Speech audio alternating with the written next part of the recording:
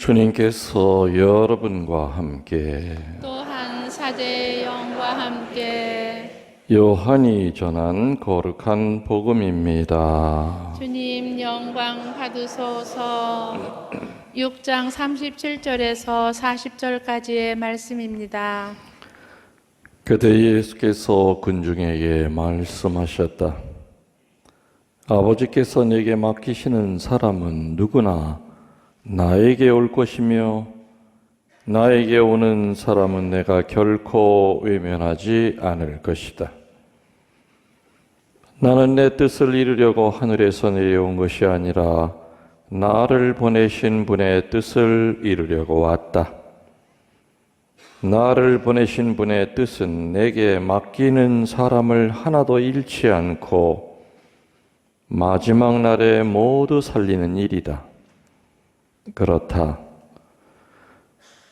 아들을 보고 믿는 사람은 누구나 영원한 생명을 얻게 하는 것이 내 아버지의 뜻이다. 나는 마지막 날에 그들을 모두 살릴 것이다. 주님의 말씀입니다. 그리스도님 찬미합니다. 모두 자리에 앉아 주십시오. 찬미의 주님, 오늘은 부활주간 마지막 날입니다. 그래서 부활주간은 오늘로 이제 끝이 나겠죠. 부활주간 마지막 날 장례미사를 우리들이 봉헌하는 것도 하느님의 크나큰 은총이 아니겠는가 생각이 됩니다. 유가족 여러분들께 먼저 위로의 말을 전합니다. 96세셨죠? 할머니가? 7세인가? 98세요? 그래요?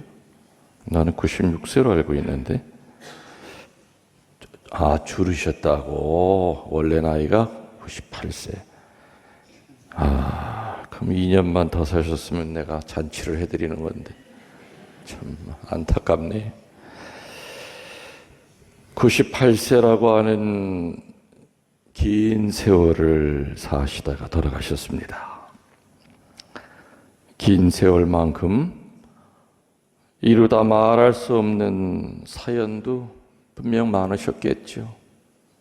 구남매시라고 제가 들었습니다. 맞죠? 네, 구남매. 아마 할아버지는 내가 여기 부임하기 한 1년 전에 돌아가셨다 하는 얘기 들었습니다. 그 약수터에서 연세 많은 분이 거기서 걸어오기가 쉽지는 않으셨을 터인데 교우들의 얘기에 의하면 항상 미사 때 거기서 걸어오셨다고 그래요. 나중에는 지팽이 2개를 의지해서 이렇게 두 분이 항상 걸어다니셨다. 아무튼 삶 자체가 하느님 안에서 사는 삶이셨다는 것은 제가 전에 듣고도 이렇게 가슴에 와닿을 정도로 착하고 그리고 이쁘게 사신 분이었겠다. 항상 맨 앞자리 주일마다 허리가 꼬부라지셔서 또 어떤 때는 내가 묻지요. 강론하다가 누님 제 강론 소리 잘 들립니까? 그러면은 잘 안 들리니까 그 소리도 옆에 할머니가 이제 또 알려주는 거예요. 그래서 귀가 잘 안 들리시는구나. 그리고 아주 추울 때 또 더울 때 안 보이세요. 그러면 저는 가슴이 덜컥 내려앉죠. 또 어떻게 또 넘어지시진 않은 건가.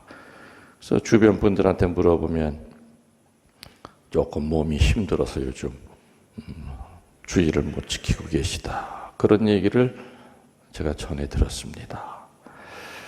그래서 그래도 언젠가는 빠른 시일 내에 다시 당신이 한평생 다니셨던 주일 미사를 하러 나오시겠지 하고 생각을 했었는데 결국에는 살아생전에 제가 마지막을 못 뵀네요. 보좌 신부님은 가서 봉성체 아마 해드렸기 때문에 갔다 오면은 저한테 어느 집은 어떻고 어느 집은 어떻고 이제 그런 얘기들을 많이 저한테 해줍니다. 그래서 할머니 상태가 지금 어떻구나. 근데 마지막 봉성체 갔다 오고 나서도 얘기를 들어보니까 그냥 정정하셨대요. 뭐 이렇게 바로 며칠 안에 돌아가실 거라고는 생각도 못할 정도로. 그래서 보좌 신부님은 항상 봉성체 하고 나면은 저한테 그래요. 아유, 어느 할아버지는 아이고 좀 몸이 안 좋으세요. 오래 못 갈 것 같아요. 뭐 이런 얘기를 하는데 우리 카타리나 할머니에 대해서는 그런 얘기를 한 적이 없다 보니까 이제 연세가 많아서 다리에 힘이 없으니까 또 고관절 이렇게 어르신네들 부서지면은 회복되기가 잘 어렵거든요. 수술하기도. 여담이지만은 제 친 고모가 올 3월 달에 백수잔치를 하셨어요. 네. 그런데 일주일 전에 옷을 입다가 넘어지셔서 고관절이 부서졌어요. 의사들은 아무도 수술 안 하려고 그랬어요. 못 깨난다. 그래서 아무튼 연세 많으신 많은 분들만 전문으로 하는 그런 분을 어떻게 찾아내가지고 했더니 100세시라니까 아유 괜찮아요. 저는 105세까지도 해봤대요. 수술이 너무 잘 돼가지고 어제도 전 화상 통화했어요. 신부님 하면서 고모님 괜찮으세요? 그랬더니 괜찮아요. 바쁜 거 지나면 내 병자 성서하러 주로 올라갈게요. 그랬더니 예 기다릴게요. 우리 카타리나 할머니도 아마 그 고관절 때문에 이렇게 누워서 가족들 얘기 들어보니까 수술이 어렵다.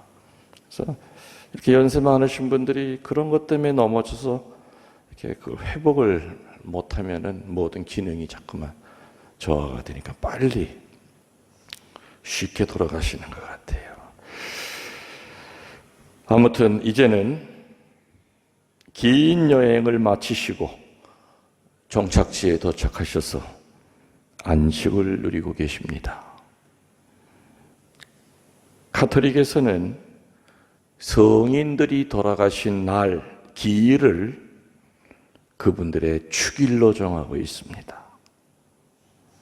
이토록 우리 크리스찬들에게 있어서 죽음이라는 것은 불타버린 후에 재 같은 것이 아니라 새로운 곳으로의 여행입니다. 이 새로운 여행의 끝은 어디겠습니까? 천국입니다. 천국에서 영생을 누리고 계실 것이다. 이 세상 사는 모든 사람들에게 누구에게나 공평하게 찾아오는 것이 있다면 그것은 한 번은 죽는다는 겁니다. 예외가 없습니다. 지금 오늘은 카타리나 할머니의 죽음을 우리들이 이렇게 미사를 통하여 하느님께 봉헌하고 있지만은 언젠가는 우리들도 제단 앞에 관 속에 이 모습으로 이렇게 누워 있게 될 날이 사실 인생 빠른 거 생각하면은 그리 멀지 않다는 것이겠지요. 그리고 이 죽음은 언제 찾아올지 모른다는 사실입니다. 어찌 보면 하루하루 살아간다는 것은 죽음을 향하여 가까워지고 있다는 그런 뜻일 겁니다. 고인 역시 이 성당에서 신앙생활 하시면서 수많은 장례 미사에 참석하셨을 겁니다. 그리고 참석했던 그 장례 미사의 고인을 위해서도 많은 기도를 바쳐줬을 거라고 저는 생각합니다.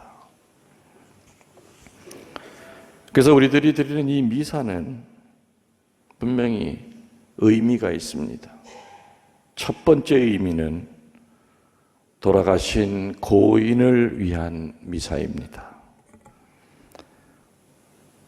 카타리나 할머니가 어떤 삶을 살았는지 누구보다도 잘 알고 계시는 하느님께 자비를 청하며 하루빨리 연옥을 벗어나서 천국에 머물게 해달라는 간절한 청원의 기도를 드리는 미사입니다. 엄밀히 따지면 천국에 있는 영혼에게는 기도도 필요 없고 미사도 필요 없습니다. 천국에 있는 영혼들에게 무슨 기도가 필요하겠어요? 오히려 그분들이 우리를 위해 기도해 줘야죠. 그런데 우리 교리는 어떻습니까? 살다가 돌아가시면 바로 직천당하는 게 쉽지 않다. 특별한 성인 성녀들이 아니면 살면서 알게 모르게 지은 그 죄를 연옥이라고 하는 곳에 가서 때를 베끼고 그리고 천국으로 올라가야 된다. 그 연옥에 머무는 시간을 단축시키는 것이 바로 가족들의 기도예요. 바로 위령미사예요. 이런 장례미사다라는 것이 우리 가톨릭 교리입니다. 우리들은 가족이 돌아가시면 누구나 숨이 끊어지자마자 바로 직천당 하셨을 거라고 믿고 싶어 합니다. 그러나 대부분의 영혼은 연옥을 통하여 정화된 다음에 천국으로 들어갑니다. 그래서 이 미사로 끝나는 것이 아니라 여러분들이 각자 자기 본당에서 카타리나 할머니를 위하여 미사를 봉헌하십시오. 어쩌다 생각나서 하는 미사가 아니라 집중적으로 한 달 미사라든지 두 달 미사라든지 집중적으로 돌아가신 후에는 그런 미사가 아주 강한 힘이 됩니다.